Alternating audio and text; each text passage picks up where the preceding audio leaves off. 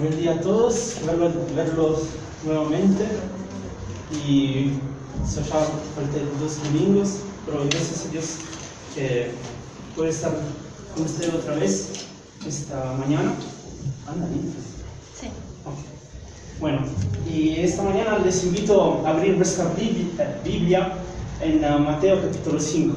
Y antes de empezar quiero pedir la guía de nuestro Señor Jesucristo. Padre, gracias otra vez por esta mañana, gracias Señor, porque voy a estar con mis hermanas, Señor. Gracias Señor por tu palabra, por este privilegio que podemos, Señor, estudiarla, Señor. Te pedimos, Señor, de guiarnos, de abrir nuestros corazones para recibir lo que tú esta mañana nos quieres enseñar, Padre. Ayúdanos, Señor, a entender qué significa, Señor, ser pobre en espíritu. A ti sea la gloria, en nombre de nuestro Señor Jesucristo. Amén. Bueno, para las personas nuevas, yo les pido disculpas porque no hablo muy bien en español, estoy aprendiendo. Y bueno, como estamos estudiando el Evangelio de Mateo, y la última vez hemos terminado el capítulo 4, y esta mañana empezaremos el capítulo 5. Y si ustedes se acuerdan, el tema principal que Mateo trata aquí en este Evangelio es Cristo es el Rey. Cristo es el Rey. Y como antiguamente cada rey tenía un heraldo. ¿El heraldo qué era? El heraldo era una persona que, iba adelante y preparaba el camino para el rey. Iba, en el reino de otro rey para anunciar la llegada, ¿no? Del rey, de su rey. Y hemos visto que también Jesús tenía su heraldo, la persona que anunciaba la venida de Cristo. ¿Quién era? Juan el Bautista. Y Juan el Bautista, hemos visto que él predicaba en el desierto y anunciaba la llegada de Jesucristo. ¿Y qué decía? ¿Cuál era el mensaje de Juan el Bautista? Arrepentíos, porque el reino de los cielos se ha acercado, ¿no? El reino de los cielos se ha acercado. Y así que hemos visto que Jesús viene, fue bautizado, fue reconocido por Dios, su Padre, ¿no? Como Él es mi Hijo unigénito amado, ¿no? En cuyos tengo complacencia. Y ahora hemos visto también la última vez que la fama de Jesús empezó a crecer. Y mucha gente venía de todo el alrededor de la Galilea, venía hacia él para escuchar. No solamente para escuchar lo que él enseñaba, sino más para ser sanado. Porque él sanaba, hacía milagros. De hecho, aquí veremos que Jesús multiplica los panes, los peces, los pescados. Así que él hace el milagro. Y en la última vez, en el capítulo 4, versículo 25, ¿no? Dice, y le siguió mucha gente de Galilea, de Decápolis, de Jerusalén, de Judea y del otro lado del Jordán. Así que imagínense, quizá Jesús tenía, un público realmente como un estadio entero, quizás, no más de 5.000 personas. Y aquí, en el capítulo 5, empieza su ministerio. De hecho, dice el versículo 1, dice, viendo la multitud, subió al monte y sentándose, vinieron a él sus discípulos. Y abriendo su boca les enseñaba diciendo. Parámonos aquí. En estos primeros 2 versículos vemos el corazón de Jesús, ¿no? Jesús viendo toda esta gente, ¿no? Que venía de todos lados, ahí para ver a él. Jesús como maestro, y hemos visto la última vez que Jesús es un maestro particular, porque normalmente un maestro o un rabí, normalmente él enseñaba en un templo, tenía, digamos, un lugar, un edificio donde enseñaba, pero Jesús no. Jesús enseñaba no en un edificio, no en un lugar fijo, sino que él enseñaba, era un enseñante peripatético, o sea que enseñaba en varios lugares, ¿no? Caminando, y todos los discípulos lo seguían. Donde Jesús iba, los discípulos como ovejas lo seguían y escuchaban todo lo que Jesús enseñaba. Así que Jesús quiere enseñar a las personas, quiere enseñar las verdades de Dios, ¿no? Y sobre todo, Juan predicaba que el reino se ha acercado, y este mismo mensaje es también el mismo que Jesús empezó a enseñar, ¿no? Arrepentíos porque el reino de los cielos se ha acercado. Así que Jesús quiere enseñar las verdades sobre el reino de los cielos. Y en este capítulo vemos que empieza el sermón más famoso comparado a todos los otros sermones, que ha tenido muchas influencias en todos estos 2000 años. De hecho, muchas personas han hablado, han discutido sobre este sermón, han hecho escritos.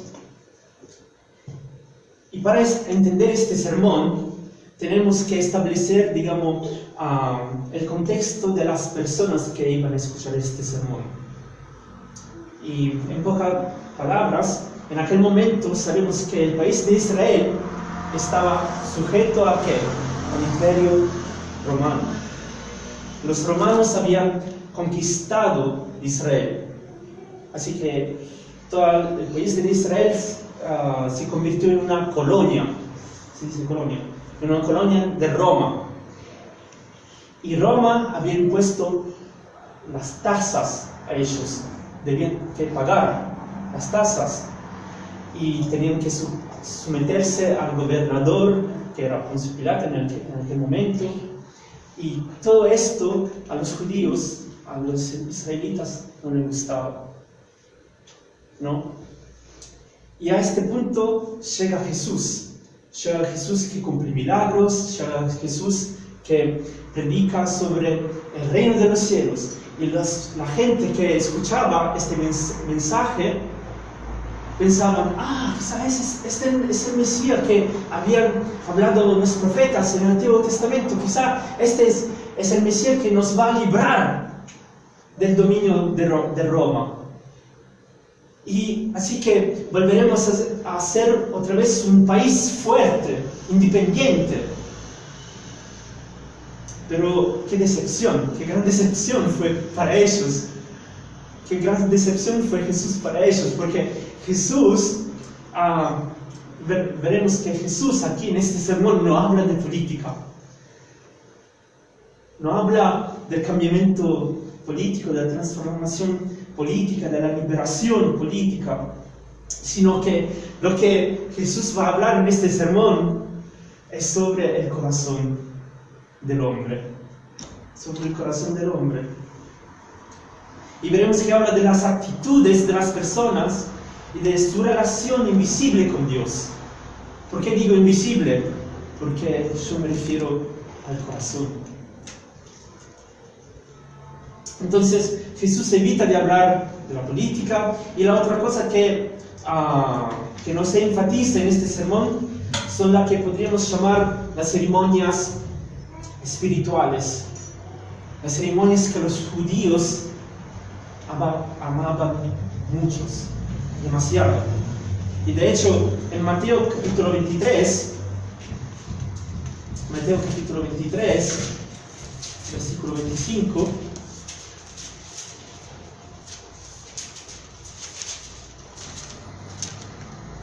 dice: «Ay de vosotros, escribas y fariseos, hipócritas, porque limpiáis lo de fuera del vaso y del plato, pero por dentro estáis lleno de robo y de injusticia.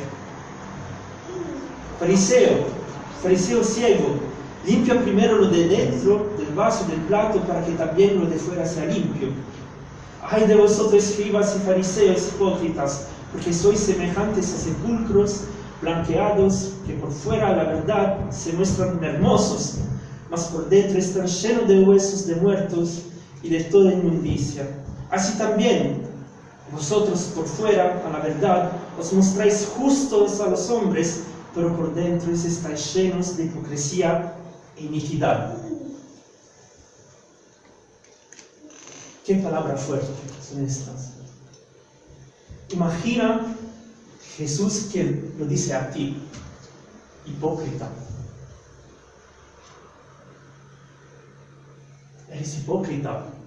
Por afuera te muestra que eres cristiano, sí, pero por dentro estás sucio. Tienes inmundicia, tienes codicia, tienes rabia, inmoralidad. Y todo esto está escondido en el corazón, ¿no? Y el corazón es la parte que más importa a Dios. Así que podemos decir que este sermón es simplemente una nueva decoración de la ley, en la cual nos viene impuesta una ética imposible, y en su imposibilidad nos guía hacia a Cristo. Si ustedes se acuerdan, también la ley mosaica, ¿no? Que tiene más de 600, la ley que los judíos amaban, ellos pensaban, sí, voy a cumplir la ley para ser salvo, pero ninguno podía cumplir completamente la ley. Y los judíos se confiaban, eran orgullosos, porque decían, yo tengo la ley, yo soy hijo de Dios porque cumplo la ley. Pero Pablo dice, no hay ningún justo, porque ninguno puede cumplir la ley. Porque la ley, ¿qué era el propósito de la ley? Reconocer el pecado. Y ninguno de nosotros podemos decir que no somos pecadores, porque si miramos realmente dentro de nosotros, hemos pecado un montón. Desde cuando nacemos, pecamos. Nacemos pecadores.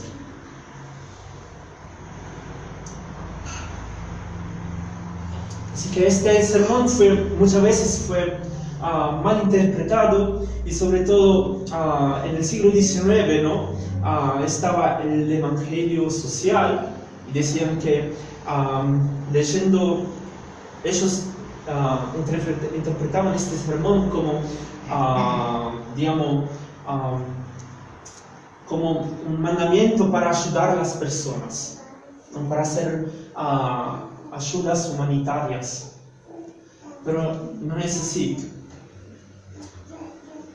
Porque aquí, como he dicho antes,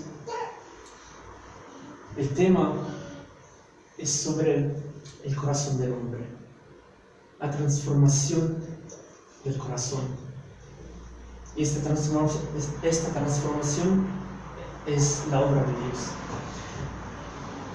Y ahora vemos que este sermón, desde el versículo 3, empieza con las bienaventuranzas. Y la pregunta ahora es, ¿qué es la bienaventuranza?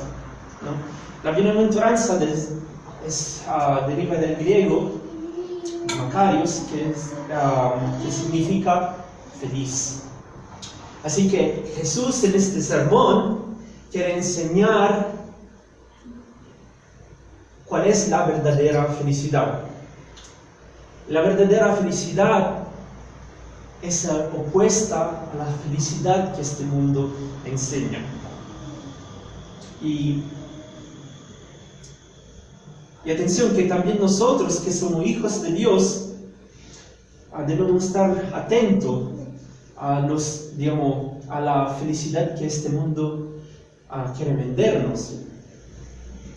Y de hecho, Romanos, el apóstol Pablo en Romanos capítulo 12 dice, versículo 2, no os conforméis a este siglo, sino transformaos por medio de la renovación de vuestro entendimiento, para que comprobéis cuál sea la buena voluntad de Dios, agradable y perfecta.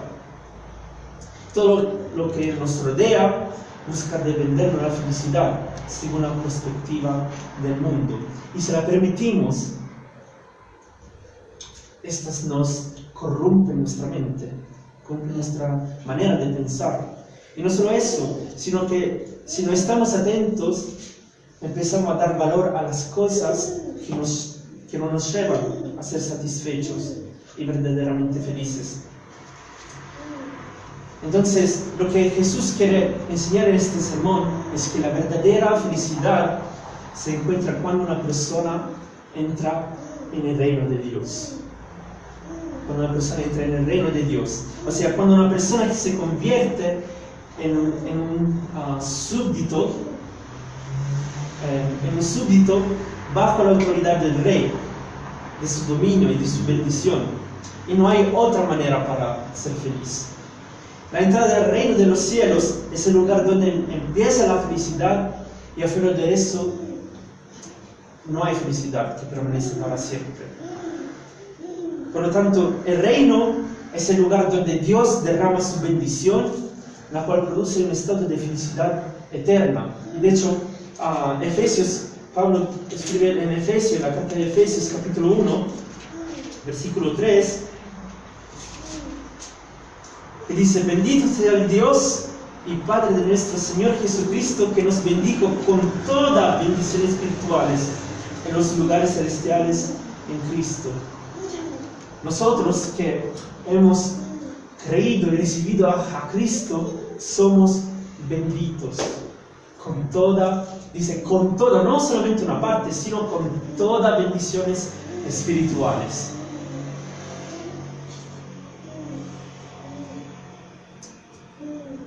Y siguiendo el versículo 2,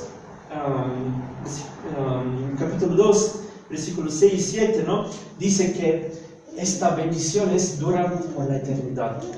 Así que ya la tenemos y son bendiciones que duran para siempre, por la eternidad. Así que somos felices de ser benditos, que tenemos la bendición de Dios. Y el versículo, volviendo en nuestro pasaje de esta mañana, el versículo 3 dice: bienaventurados los pobres en espíritu, porque de ellos es el reino de los cielos.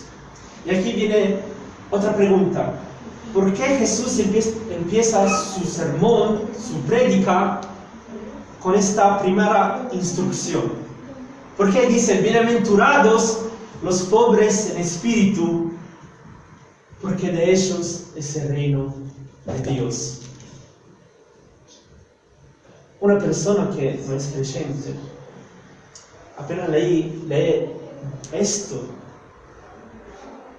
pensaría, pero es una locura. ¿Cómo? Bienaventurado, feliz, el pobre. Una persona del mundo, el mundo enseña: bendito, feliz es el rico, bendito es aquel que tiene una Ferrari, bendito, feliz es la persona que tiene muchas propiedades, muchos hoteles, ¿no? Bendito es aquel que tiene una linda familia, bendito es aquel que tiene un buen trabajo, bendito es aquel que tiene buenos amigos. Esto es todo lo que el mundo enseña. Bendito, oh feliz. En Italia dice: oh beata te. Sí, tú eres bienaventurada, que eres hermosa, ¿no? Y puedes ser una star, Y esto es todo lo que el mundo enseña, la felicidad que el mundo quiere vender.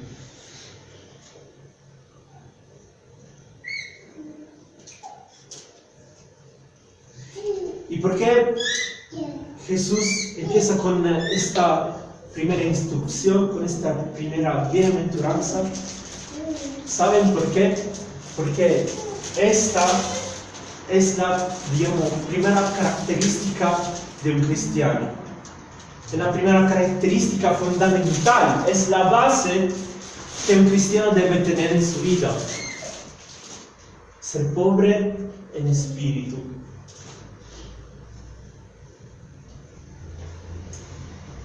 Y sin esta base, todas las siguientes bienaventuranzas, las 7 bienaventuranzas, no pueden existir sin esta. Porque la base es esta.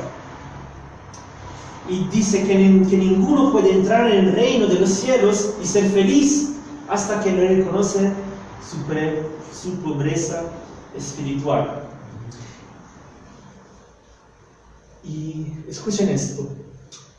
Le dije que había una multitud de gente que escuchaban a Jesús.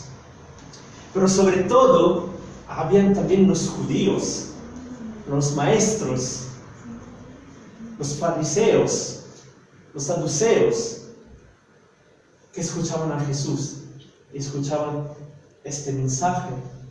Y este sermón fue particularmente significativo para ellos, lo cual eran muy orgullosos, como dije antes, eran muy orgullosos de sus tradiciones, de su religión o religiosidad.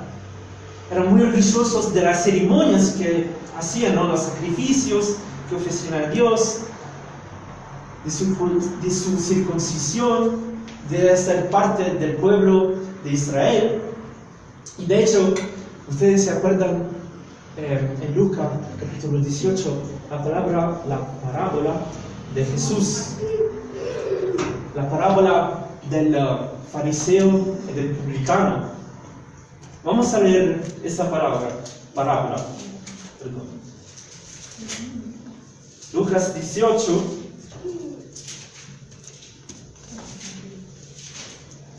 Lucas 18, desde el versículo 9 hasta el 14, que dice: a unos que confiaban en sí mismos como justos y menospreciaban a los otros, dijo también esta parábola. 2 hombres subieron al templo a orar. Uno era fariseo y el otro publicano.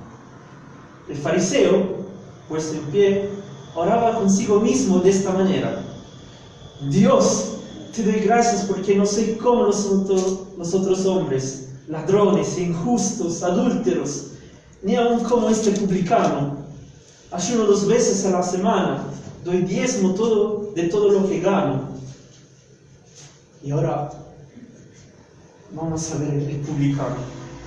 El publicano, estando lejos, no quería ni aún alzar los ojos al cielo, sino que se golpeaba el pecho diciendo: Dios, sé propicio a mi pecador. Y Jesús sigue diciendo: os digo que éste descendió a su casa justificado, el publicano, antes que el otro, porque cualquiera que se enaltece será humillado, y el que se humilla será enaltecido. Y los fariseos, los saduceos que escuchaban a Jesús, eran así, orgullosos, eran muy orgullosos. Bueno, ahora es interesante analizar la palabra pobre que Jesús usa en esta primera bienaventuranza. Y esta palabra pobre del griego, bueno, ¿cómo puedo explicar? La palabra pobre no significa pobre que no tiene dinero. O sea, no pobre materialmente, sino pobre, sino aún más. Pobre en el sentido que no tiene nada de nada. Es una persona que lo que puede hacer solamente, como él no tiene capacidad de trabajar, porque no tiene nada, no es, digamos, instruido, es una persona, no sé si usted, bueno, aquí no parece mucho, pero en vuestros países seguramente los pobres que no tienen nada, ¿no? ¿Cómo están? En Filipinas hay muchos que están así. Y muchos también se cubren. Y se cubren porque no quieren ser reconocidas por las otras personas. Y están así mendigando. Así que pobre, aquí desde el griego, quiere decir, significa, es un mendigo, alguien sin riqueza, sin influencia, sin posición, sin honor, sin respeto, que en algunos casos no posee nada más que la ropa andrajosa que usa. Una persona pordicera que es destituida y que cae de capacidad, talento, oficio, salud o fuerza para trabajar, y así que depende de otros.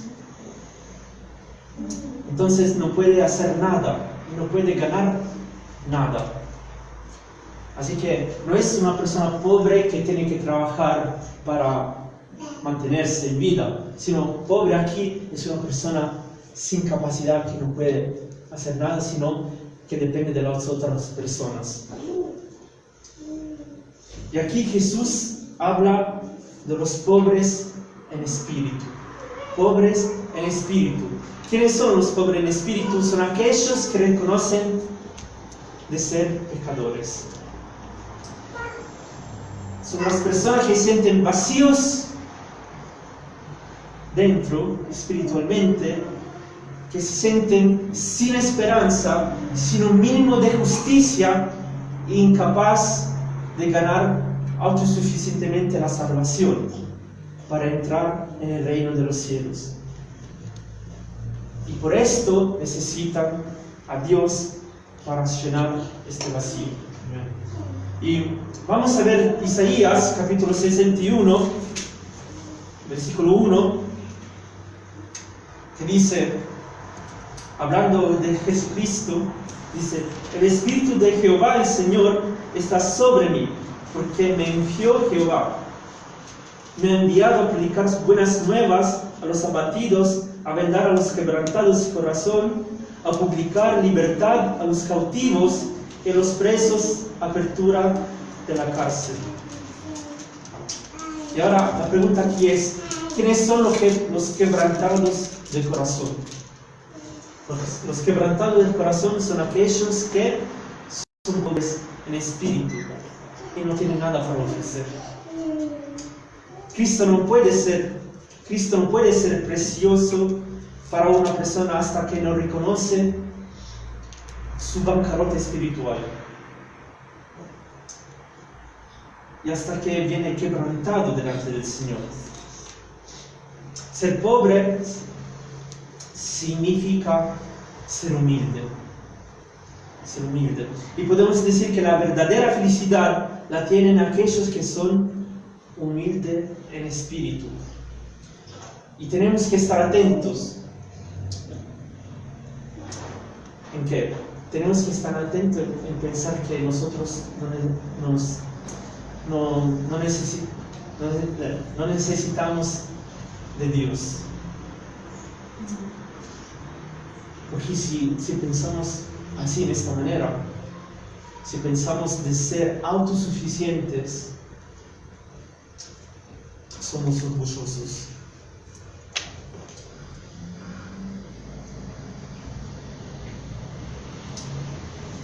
Y el obstáculo más grande para entrar en el reino de los cielos, o que una persona sea salva, es el orgullo de la persona, el orgullo espiritual.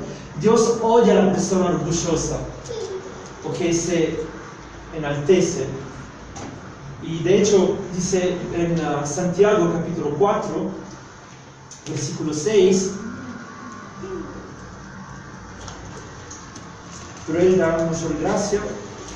Por esto dice, Dios resiste a los soberbios y da gracia a los humildes. ¿Cuántas veces somos orgullosos nosotros?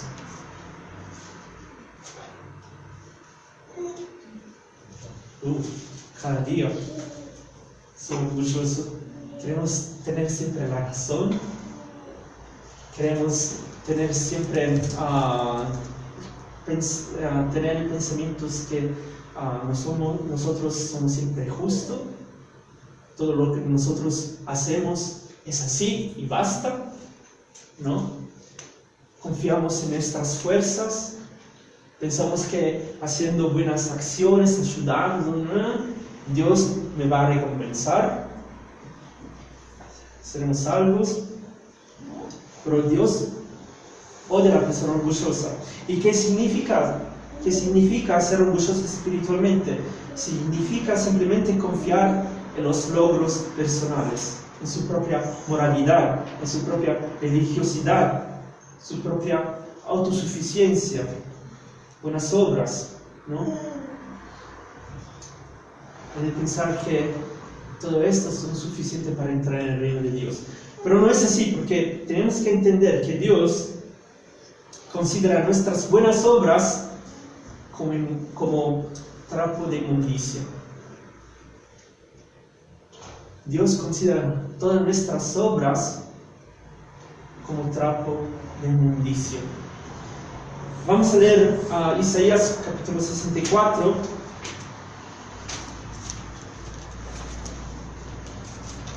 Isaías capítulo 64, versículo 6.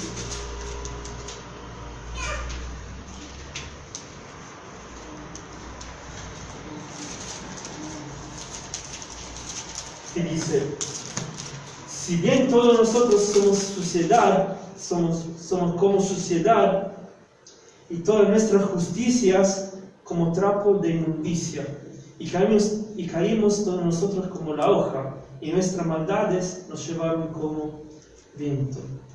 Así que todas las cosas que nosotros pensamos que son justas, para Dios son como trapo de inmundicia.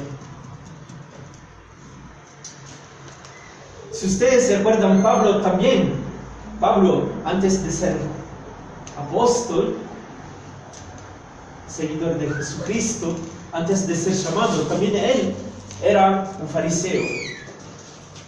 Y él fue instruido por el maestro Gamaliel, ¿no? El más grande maestro en aquel tiempo. Así que él conocía toda la ley. Y no solamente conocía toda la ley, él dice de sí mismo que él cumplía realmente, punto por punto, toda la ley. Vamos a leer qué dice Pablo sobre él en Filipenses capítulo 3. Filipenses capítulo 3. ¿Qué dice Pablo sobre sí mismo? Cómo era y cómo considera todo lo que él hacía después de haber conocido a Cristo. Filipenses capítulo 3, podemos leer desde el versículo 2, que dice: guardaos de los perros, guardaos de los malos obreros, guardaos de los mutiladores del cuerpo, porque nosotros somos la circuncisión, los que en espíritu servimos a Dios, nos gloriamos en Cristo Jesús, no teniendo confianza en la carne. Aunque yo tengo también de que confiar en la carne. Si alguno piensa que tiene de que confiar en la carne, yo más, circuncidado al 8º día, del linaje de Israel, de la tribu de Benjamín, hebreo de hebreos, en cuanto a la ley, fariseo, en cuanto a celo, perseguidor de la iglesia, en cuanto a la justicia que es en la ley irreprensible.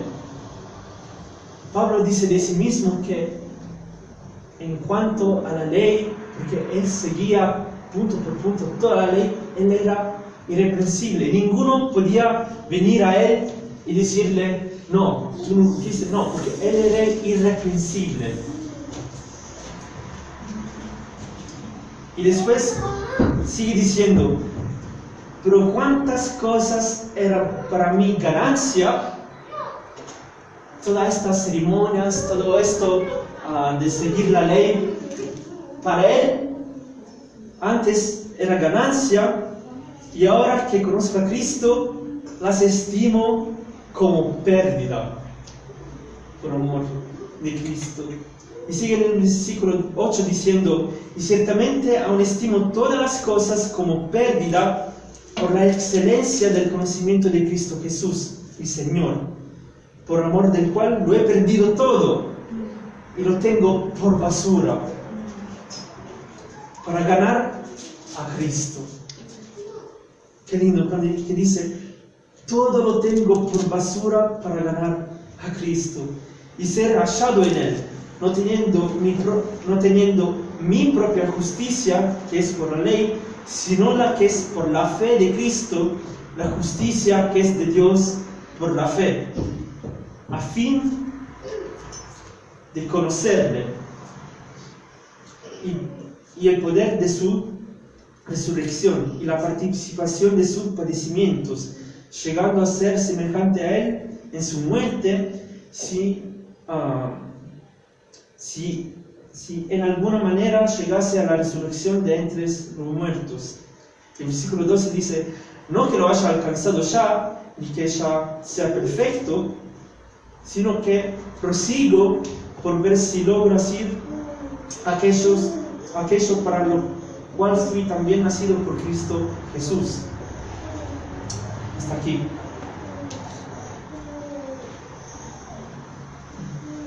Si no podemos seguir diciendo en el versículo 13, hermanos, yo mismo no pretendo haberlo ya alcanzado, pero una cosa hago, olvidando simplemente lo que queda atrás, extendiéndome a lo que está delante, prosigo a la meta, al premio del supremo llamamiento de Dios en Cristo Jesús. Y esto es, digamos, la vida que nosotros debemos tener. O sea, nuestra vida debe ser como una maratona hacia el cielo. Y sabemos que la vida no es fácil, sino que la vida tiene bajo, altos. Pero nuestra vida principalmente, ¿no? Debe, como el apóstol Pablo, debe ir caminando conociendo a Jesucristo. Porque para Pablo, su tesoro más grande, lo que él quería ganar, era Cristo. De hecho, él dice, porque por mí el morir es una ganancia, el vivir es Cristo, ¿no? Así que aquí vemos la evaluación final del apóstol Pablo en cuanto a su virtud religiosa y a sus logros ceremoniales. Y en los versículos hemos visto que él dice que él era irreprensible, pero aunque si él era irreprensible, al final reconoció de ser pobre espiritualmente. Y que su grande necesidad al final era Jesús en su vida. Y el Señor se fija a un tipo de persona. ¿A qué tipo de persona se fija? Leemos en Isaías otra vez, capítulo 66, versículo 1. dice Jehová. Dice así: el cielo es mi trono y la tierra estrado de mis pies.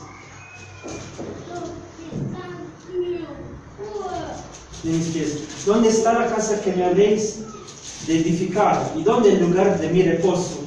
Y sigue en el versículo 2, dice: mi mano hizo todas estas cosas, y así todas estas cosas fueron, dice Jehová. Pero miraré a aquel que es pobre y humilde de espíritu, y que tiembla a mi palabra. Que tiembla a mi palabra. La pregunta es,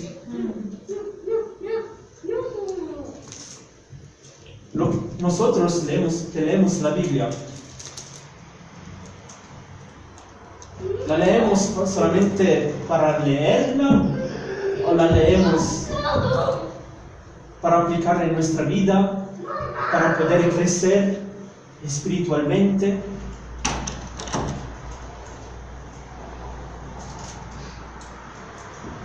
Vamos a ver en Salmo 34, Salmo 34, versículo 18, que dice: cercano está Jehová a los quebrantados de corazón, y salva a los contritos de espíritu. Así que Dios odia a los orgullosos, pero mira y se fija a las personas humildes.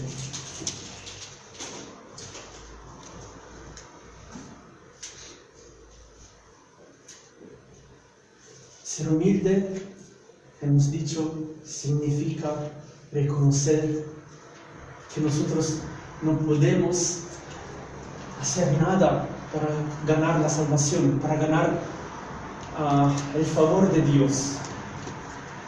Porque nosotros somos pecadores, nosotros somos depravados, totalmente depravados.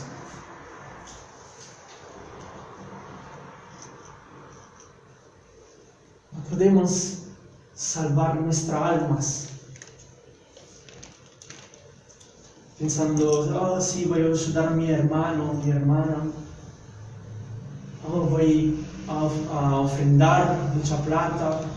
Así que, porque muchos piensan, si yo doy más, Dios me recompensará con más cosas materiales, ¿no? Si yo voy a ayudar a mi hermano, ¿no? Dios me va a proveer todo lo que necesito y voy a ganar la salvación. Bueno, sí, Dios provee siempre para ti, pero no por lo que tú haces, sino por su gracia. Y hemos cantado las canciones, ¿no?, sobre Jesús que vino aquí en la tierra, y pensamos a Jesús, el unigénito Hijo de Dios, el Hijo precioso de Dios, que Él mandó aquí en la tierra. ¿Para qué? Para morir para nosotros. Para morir por nuestras culpas, por nuestros pecados.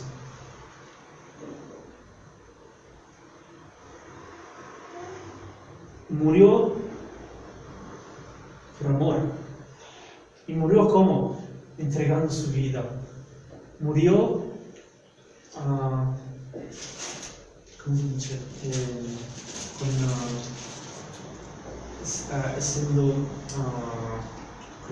Siendo crucificado en la cruz, derramando su sangre. Y ustedes piensan, en esa cruz nosotros deberíamos estar. Porque nosotros somos culpables. Y lo que realmente nosotros merecemos es la ira de Dios. Pero ahí cuando Jesús fue crucificado, Jesús tomó la ira de Dios sobre él, toda la ira. Él tomó sobre sus hombros, todo el peso, la carga del pecado que nosotros hemos hecho. ¿Cuántos pecados hemos hecho desde cuando somos nacidos? Quizás sería una bola muy gigante, más grande que la tierra o más grande que el sol. Y pensás toda esa pelota cargada del pecado, Jesús lo cargó en la cruz y pagó los pecados para ti.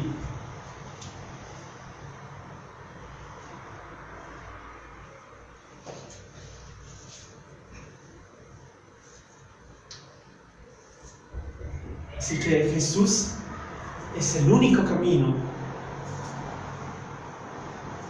hacia Dios. No hay otro camino. No hay Santa María o Padre Pío, no. Jesús es el único camino a la vida eterna.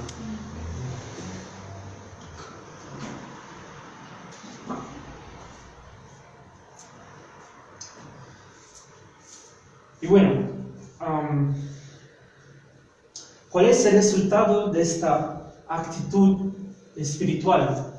De ser pobre en espíritu. Dice el versículo 3, porque de ellos es el reino de los cielos. Y es interesante cuando dice esto, porque afirma que el reino de los cielos le pertenece a ellos, a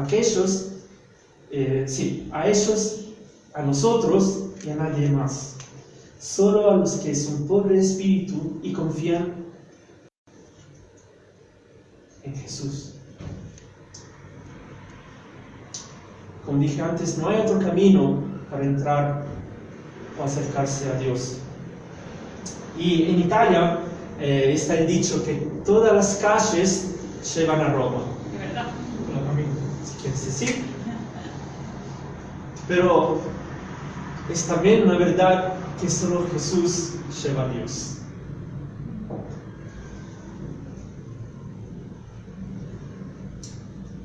Y otra cosa que dice, cuando dice de ellos es el reino de los cielos, no dice de ellos, dice de ellos es el reino de los cielos.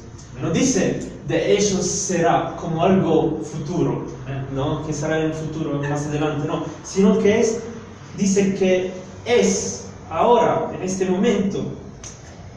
Y es una promesa de una realidad para los hijos del reino que es ahora. Y todas las bendiciones, como dice antes, ¿no? Que hemos visto en Efesios capítulo 1, todas las bendiciones del reino de Dios son nuestras. Tenemos la gracia del reino, tenemos la sabiduría del reino a través de la palabra de Dios. Gracias a Dios que tenemos la Biblia. Tenemos la promesa del reino, de que todas las cosas obran juntas para bien, ¿no? Tenemos la garantía que algún día seremos glorificados con el Rey. Y tenemos también los frutos del Espíritu. Todas estas son bendiciones del reino que tenemos ya, ahora mismo, ¿no? Y bueno, ya está. Para terminar, quiero hacer esta pregunta. ¿Han sido ustedes convertidos por Dios? ¿O son solamente cristianos reformados que dicen ser cristianos por vuestro buen comportamiento? ¿Ha renacido de nuevo por Dios? ¿O hacemos solo ver afuera de ser cristianos como hipócritas, ¿no? De ser ver afuera, sí, hermanos, pero adentro hay suciedad, somos sucios, ¿no? En el corazón. Y muchas veces, como nosotros somos orgullosos y somos también egoístas, es así. Nosotros muchas veces somos muy rápidos a juzgar a la gente, ¿no es así? Oh, mira esa persona.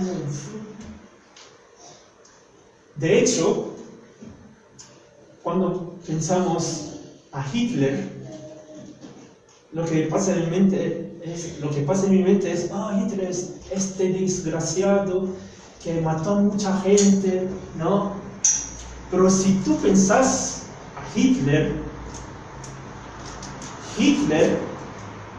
era parte de la raza humana, Hitler era humano como todos nosotros, y Hitler era pecador como yo y tú.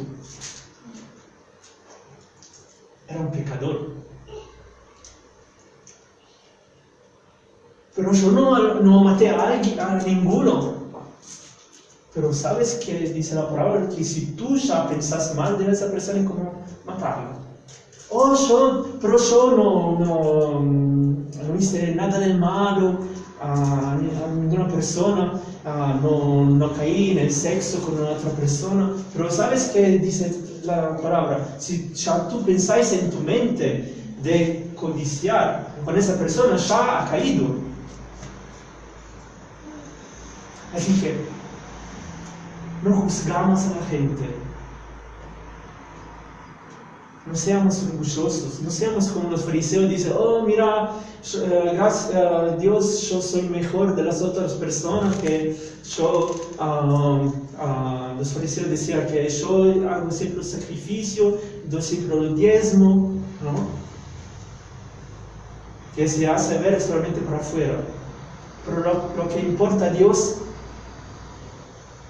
es el profundo de ti, el corazón. ¿Cómo está tu corazón? ¿Cómo está tu relación con Dios?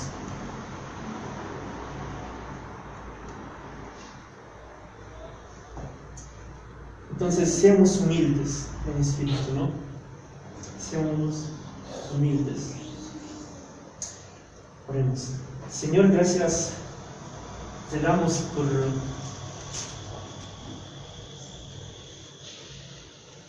reconocemos, Señor, que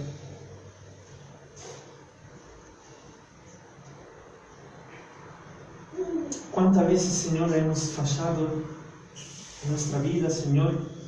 Cuántas veces, Señor, hemos pecado contra ti. Cuántas veces, Señor,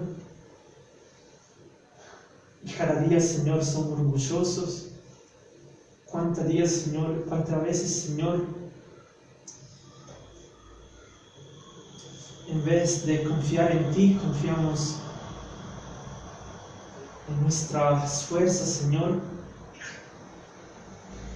Cuántas veces, Señor, que hemos olvidado. Cuántas veces, Señor, pensamos que no necesitamos de ti, Señor. Perdónanos, Señor, por todos estos pensamientos, Señor. Perdónanos, Señor. Y, Señor, reconocemos que nosotros te necesitamos cada milésimo de segundo de nuestra vida, Señor. Señor, gracias por tu amor, por tu paciencia, Señor, cada día. Gracias, Señor, por tu obra en la cruz, Señor.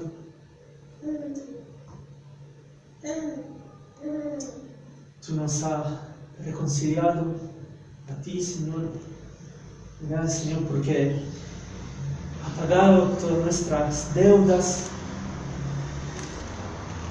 Gracias, Señor, porque tomaste la ira, Señor, toda la ira de Dios que nosotros merecíamos. Y, Señor, te pedimos de obrar en nuestro corazón. Te pedimos, Señor, de transformar nuestro corazón cada día. Y, Señor, gracias por tu palabra. Y gracias, Señor, porque a través de tu palabra podemos aprender más, podemos conocerte más, Señor, y podemos, Señor, crecer en ti. Humíllanos, Señor. Humíllanos totalmente. Cámbianos, Señor. Ayúdanos a crecer en espíritu, Señor. En ti. A ti sea la gloria. En nombre de Jesucristo, nuestro Señor y Salvador. Amén. Amén.